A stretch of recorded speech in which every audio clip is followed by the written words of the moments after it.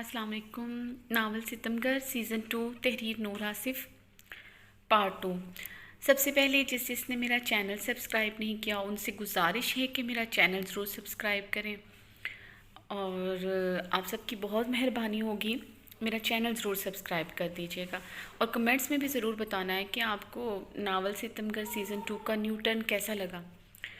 शुरू करती हूँ आज की एपी इस दुआ के साथ, अल्लाह पाक आप सब के सगीरा और कबीरा गुनाह माफ़ करें, आमीन। अमल इटली के खूबसूरत शहर फ्लोरेंस में खूबसूरत मगर छोटे से घर में खड़ी थी, जहाँ पूरे घर में चारों तरफ बड़े बड़े ग्लास लगे हुए थे। अमल ग्लास विंडो से बाहर बर्फ़बारी देख रही थी। आज पूरे 4 साल हो चुके थे इसे आहान से जुदा हुए, आहान की कैद से निकले हुए, मगर इस सितमगर का हर जख्म आज भी ताज़ा था। इस रात वो आहान को इसकी सज़ा सुनाते हुए इसकी तरफ देखे बगैर वहाँ से निकल आई थी। वो आहान से इतनी नफ़रत महसूस कर रही थी कि ज़िंदगी में कभी उसकी शक्ल नहीं देखना चाहती थी। आहान ने उसके रगो जान में अपनी नफ़रत का जहर उतार दिया था। वो जल्द अज जल्द दावर के पास जाना चाहती थी। वो सारे रास्ते दावर के ज़िंदा होने की दुआएं कर रही थी। जब वो घर पहुंची तो दावर को हॉस्पिटल ले जाया जा चुका था। 48 घंटे क्रिटिकल कंडीशन में रहने के बावजूद दावर को होश आ गया था और अमल का सर बेख्तियार सजदे में चला गया था। अगर दावर को कुछ हो जाता तो वो कभी खुद को माफ़ न करती। दावर की तबीयत जैसे ही स्टेबल हुई तो वो दावर और महनाज के साथ इटली के शहर फ्लोरेंस में शिफ्ट हो गई थी। वो पाकिस्तान में और नहीं रहना चाहती थी, ना ही आहान को दोबारा देखना चाहती थी। यहाँ आकर अमल ने यहीं की एक यूनिवर्सिटी में दाखिला लिया और अब दावर के साथ मिलकर इसकी छोटी सी कंपनी चला रही थी। अमल जल्दी जल्दी अपना लॉन्ग कोट और शूज़ पहनते हुए बाहर को भागी थी। बाहर आते ही अमल ढेर सारी बर्फ़ देखकर एक पल के लिए जैसे मस्मराइज हो गई थी। बर्फ़बारी अमल की कमज़ोरी थी। दावर गाड़ी से टेक लगाए पुरहिद्दत नज़रों से अमल को ही देख रहा था, जिसने वाइट जीन्स, लॉन्ग कोट और खूबसूरत रेड ऊनी कैप पहने अपने लंबे बाल कैप के अतराफ में खुले छोड़ रखे थे। अमल बेइंतहा खूबसूरत लग रही थी। अमल इर्द गिर्द खूबसूरत घरों और सड़क पर जमी सफ़ेद बर्फ़ की चादर को इश्तियाक भरी नज़रों से देख रही थी। यकपिक खोई थी इन मनाजिर में और दावर सारे जहाँ से बेनियाज अमल को देखने में मसरूफ़ था कि दावर के कानों में अमल की चहकती हुई आवाज़ पड़ी। दावर, मैं जब से यहाँ आई हूँ बर्फ़बारी पहली बार देख रही हूँ। पिछले 4 सालों में ये पहली बार हुई है ना बर्फ़बारी। दावर अमल को बच्चों जैसे मासूमियत से बोलते हुए मुस्करा कर रह गया।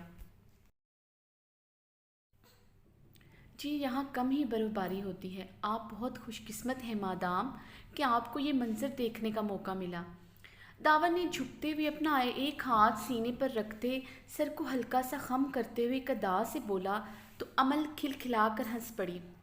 दावर भी अमल को हंसते देखकर मुस्करा दिया। चले मादाम, आपके बर्फ़ देखने के चक्कर में हम आज लेट हो जाएंगे। अमल मुस्कुराती हुई गाड़ी में बैठ गई और दावर ने ड्राइविंग सीट संभाली थी। दावर, मैं तुम्हें कितनी दफ़ा मना कर चुकी हूँ कि मैं खुद ऑफिस आ जाया करूँगी, फिर तुम खुद को क्यों तकलीफ़ देते हो? अमल ने रोज़ का सवाल दोहराया था।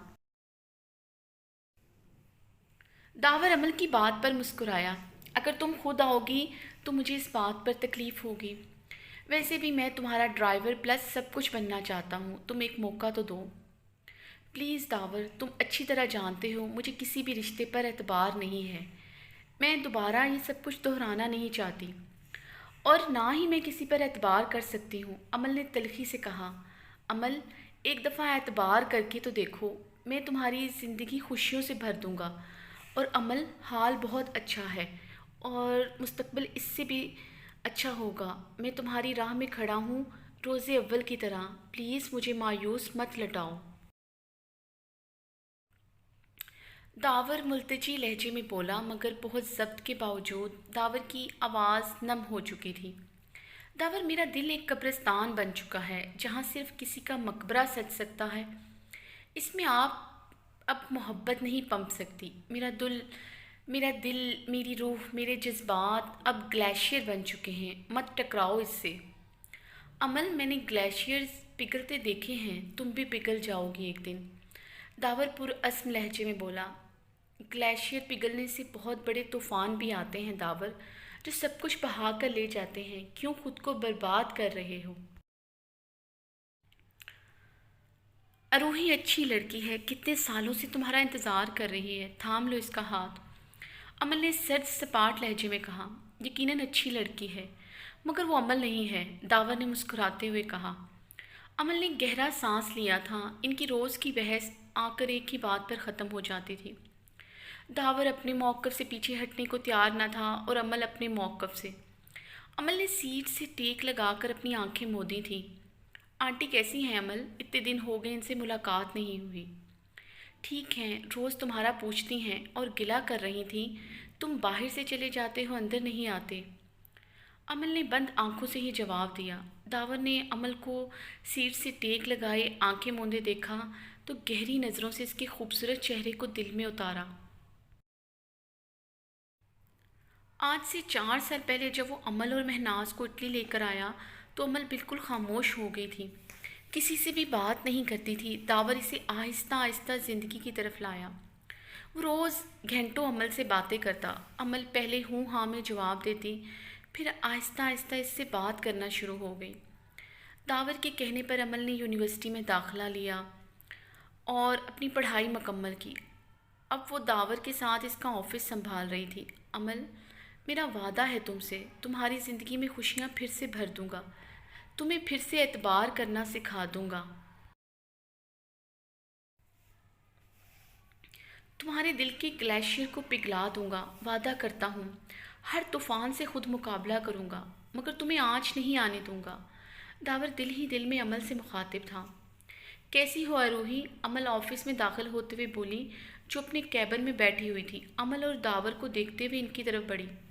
मैं ठीक हूँ, तुम लोग आज फिर लेट हो। अरूही अपनी कलाई पर बंधी वॉच पर नज़र डालते हुए बोली, इसमें मेरा कोई कसूर नहीं है, इन मोहतरमा से पूछो जो बर्फ़ की हसीन नज़ारों में खोई हुई थी। दावर अपना दामन बचाता हुआ अपने ऑफिस की तरफ बढ़ गया। अमल ने मुस्कुराते हुए रूही से दोनों होंठों को सकेड़ के कान पकड़कर बिना आवाज़ के सॉरी किया। रूही अमल की इस हरकत पर खिलखिला कर हंस पड़ी। क्या लोगी, कॉफ़ी या चाय? रूही ने पूछा। कॉफ़ी मेरी जान, वो भी तुम्हारे हाथों की, अमल कहते हुए अपने कैबिन की तरफ बढ़ गई। क्या बात है रूही, आज ऑफिस में वर्कर्स की तादाद काफ़ी कम है, बल्कि दिन ब दिन कम होती जा रही है ना। अमल रूही से कॉफ़ी का कप लेते हुए बोली। तुम अच्छी तरह जानती हो इसकी वजह, सभी यहाँ से पर तोल रहे हैं जाने का। जो चले गए हैं इन्हें यहाँ से अच्छी जॉब मिल चुकी है। जो तुम्हें यहाँ पर नज़र आ रहे हैं वो अच्छी अपॉर्चुनिटी के इंतज़ार में हैं। अमल ने गहरी सांस लेकर कुर्सी के साथ टेक लगाई थी। ये सब मेरी वजह से है, मेरी वजह से दावर की कंपनी इस हाल तक पहुँची है। अमल प्लीज़ अपने आप को इल्ज़ाम देना बंद करो, कुछ भी तुम्हारी वजह से नहीं है और ना कुछ किसी की वजह से होता है। रूही अमल को समझाते हुए बोली, इल्ज़ाम नहीं दे रही, हकीकत बयान कर रही हूँ। दावा ने कितना अच्छा इस कंपनी को संभाला हुआ था, बल्कि बहुत मेहनत से वो इस मकाम तक पहुँचा था। इसने मेरी खातिर ना सिर्फ दूसरे शहर में रहाइश इख्तियार की, बल्कि अपनी कंपनी का नाम तक बदल दिया। कंपनी को नए सिरे से स्टार्ट किया सिर्फ मेरी खातिर, मेरे तारीक माजी से मेरी जान छुड़ाने के लिए। और वो एक्सीडेंट, जब दावर को गोली लगी, कितना ही अरसा इसकी तबीयत नहीं संभली थी और फिर इसके बाजू का इलाज चलता रहा और इन सब में भी इसने मुझे और मामा को संभाला। कंपनी को तो इसने मुकम्मल इग्नोर कर दिया था और देखो आज इसकी बरसों की मेहनत यूँ बर्बाद हो रही है और मैं कुछ नहीं कर सकती। अमल ने यासियत भरे लहजे में कहा, तुम बहुत कुछ कर सकती हो अमल, दावर का दामन थाम लो, अपना लो इसे, दिन रात तुम्हारे लिए तड़पता है, अब और सज़ा मत दो इसे, बहुत हिजर काट लिया इसने। रूही जानती थी वो पत्थर से सर फोड़ रही है, मगर उसने फिर भी अमल को समझाना चाहा, जो पिछले 23 सालों से कर रही थी। मैं इसे कुछ नहीं दे सकती, मेरा अपना दामन खाली है, लेकिन तुम्हारे पास से इसे सब कुछ मिल सकता है जिसका वो हकदार है। روحی، کیا اتنا آسان ہے تمہارے لیے کہ تم اپنی محبت سے دستبردار ہو جاؤ؟ کیا میں نہیں جانتی تم داور سے کتنی محبت کرتی ہو؟ عمل کے کہنے پر اروہی نے نظریں چرائیں تھیں اور گہرا سانس لیا۔ نہیں، آسان نہیں ہے، مگر میری محبت خود غرض نہیں ہے۔ میں نے اسے تمہاری جدائی میں برسوں روتے ہوئے دیکھا ہے، ہجر کی راتوں میں تڑپتے ہوئے دیکھا ہے۔ میرا کیا ہے، مجھے تو عادت ہے اپنوں کے بغیر رہنے کی۔ داور میرا سب سے اچھا دوست ہے۔ میں اپنی دوستی نہیں کھو سکتی، محبت کو پانے کے چکر میں اپنا دوست ہی نہ کھو دوں کہیں۔ میرے پاس تم دونوں کے علاوہ ہے ہی کیا؟ ماما پاپا نے ڈائیورس کے بعد اپنی اپنی نئی زندگی شروع کر لی۔ پلٹ کے خبر تک نہیں لی کہ ان کی ایک بیٹی بھی ہے، این جی اوز اور اورفنج اداروں میں پلتی آئی ہوں۔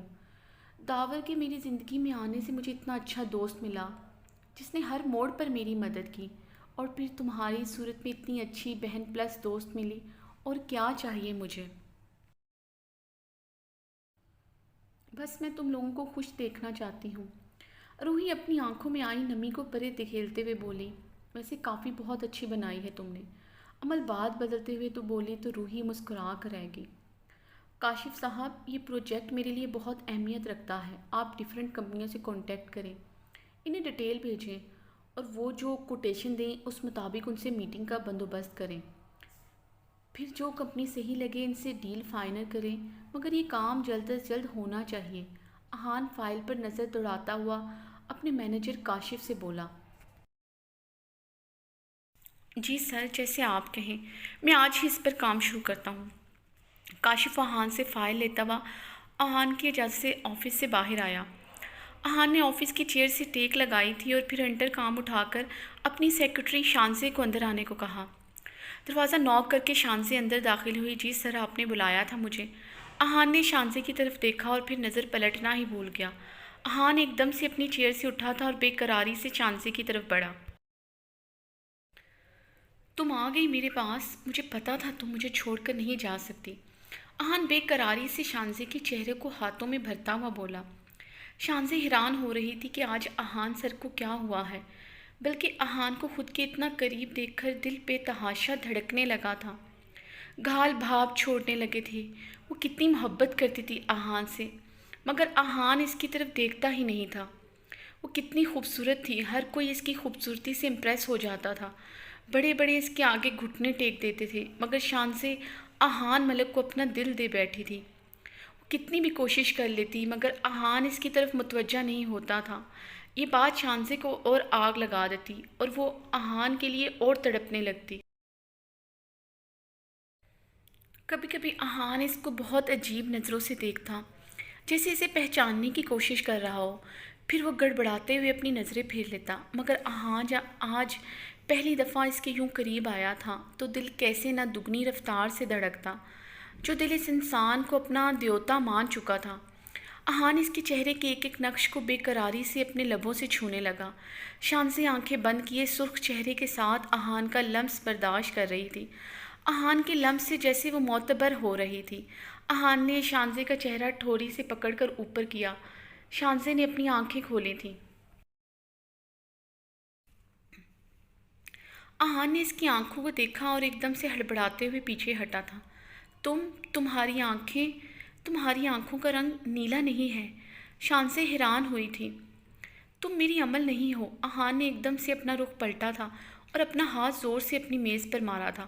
احان، کیسے کر سکتے ہو تم اپنی عمل کے علاوہ کیسے کسی کو چھو سکتے ہو؟ یہ عمل نہیں ہے۔ شانزے تو احان کے منہ سے عمل کا نام سنتے ہی شوق کی کیفیت میں تھی، خفت اور شرم سے سرخ پڑ گئی تھی۔